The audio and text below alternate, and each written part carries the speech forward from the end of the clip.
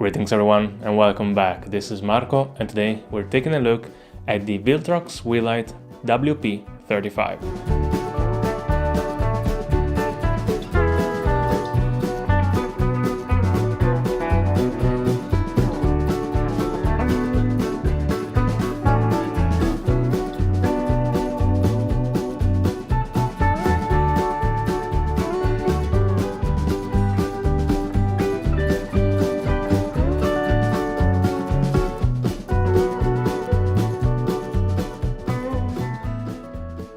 Quick disclaimer, Weeylite did send me this item free of charge to review, but they have no say on the final product and all the opinions in this video are my own. The WP35 is a 30 watts 3000 lumen RGB LED panel. It measures 275 by 210 by 55 millimeters and weighs a little over 1.1 kilos. At the time of this review, it costs $129. In the box you'll find the light itself, the removable barn doors, the bracket and the power supply. As usual, Weeylite doesn't waste your space with useless accessories. As you can see here in the back, the light can be used either with the provided power supply or 2 AMP batteries, making it more versatile. It has to be noted that the batteries are not hot swappable. The body is made of metal and hard plastic and it feels very solid and well put together, while still being very lightweight at 1.1 kilos. All the controls are laid out on the back panel. They are tactile and responsive and the menus on the screen are easy to operate, to navigate and intuitive. Let's have a closer look. First of all, forgive me if the C-stand is not the most stable, but it's the one I have. Anyways, starting from the left, we have the power button and the channel and group button to assign channel and group on the app to control it remotely. In the center we have the screen and the function buttons, and on the right we have the wheels to control various parameters. Now let's have a look at all the functions, starting from CCT, where you can control the brightness and color temperature. The color temperature goes from 2800 to 6800. There we go. Brightness obviously goes from 1% to 100%. Plus, on the third wheel we have the tint to adjust the red, or actually the magenta, and the green shift. By pressing the wheels you can scroll through some presets, like for example various temperatures, or increment the brightness by 25%. So going from 0, 25, 50, 75 and 100. The second function is HSL, and you can control the brightness, hue and saturation, and again same thing, you can press to jump through some presets.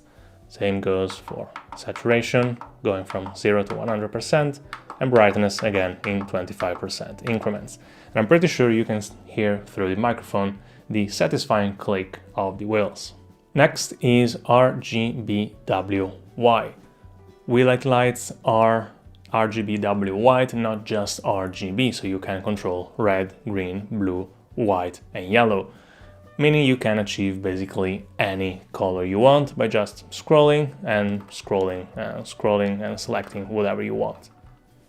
Once again, we have the press function that goes from 0 to 100%, or you can scroll and be more granular in your color selection.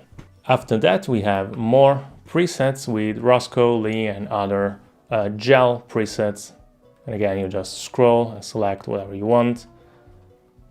I don't really find myself using this function at all, but for somebody it might be useful. And lastly, we have the FX tab, where we have all the built-in presets that we have already seen with other Weeylites, lights, funny name by the way.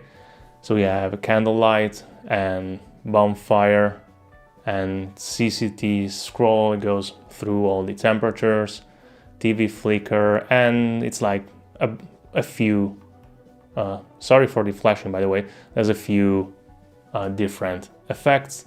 Again, Somebody might find them useful, somebody might not. They're there. If you use them, you use them. If you don't, you don't. But it's nice to have a function more than just static lights.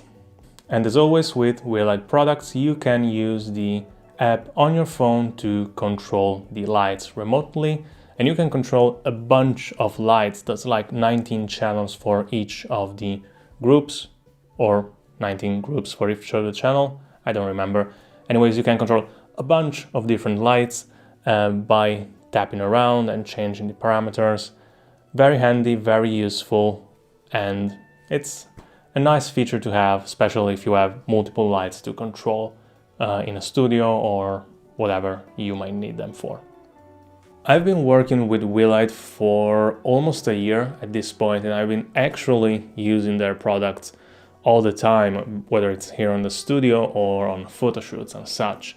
And each piece so far has been consistent and reliable, including the WP35. For as much as I prefer having all the physical controls clearly laid out, and the WP35 does a great job at that, I did find myself using the app much more than I expected. If I had to find something to complain about, it would be the lack of an accessory like a softbox or an additional front screen to diffuse the light further.